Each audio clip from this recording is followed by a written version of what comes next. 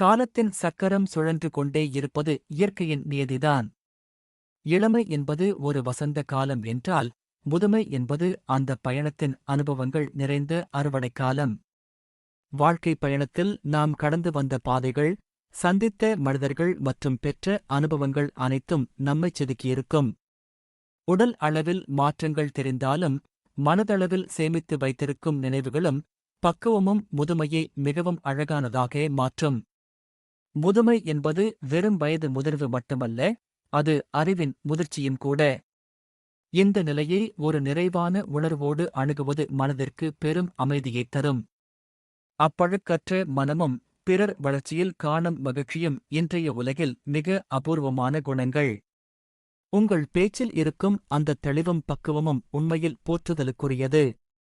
இளமை கடந்து முதுமையை எட்டும்போது பலர் தாங்கள் சேர்த்த சொத்துக்களையும் பட்டங்களையும் தான் பெருமையாக கருதுவார்கள்.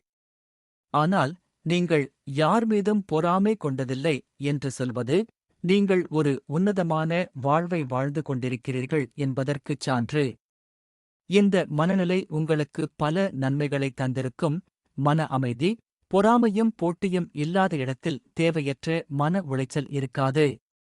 இதுவே உங்கள் ஆரோக்கியமான முதுமைக்குக் காரணமாக இருக்கலாம். உண்மையான அன்பு, பிறர் முன்னேற வேண்டும் என்று நீங்கள் காட்டும் ஆர்வம், உங்களைச் சுற்றி எப்போதும் ஒரு நேர்மறையான அதிர்வை வைத்திருக்கும். மனநிறைவு, மற்றவர்களுக்காக வாழ்வதிலும் அவர்களின் வெற்றியில் சந்தோஷப்படுவதிலும் கிடைக்கும் திருப்தி கோடி ரூபாய் கொடுத்தாலும் கிடைக்காதது.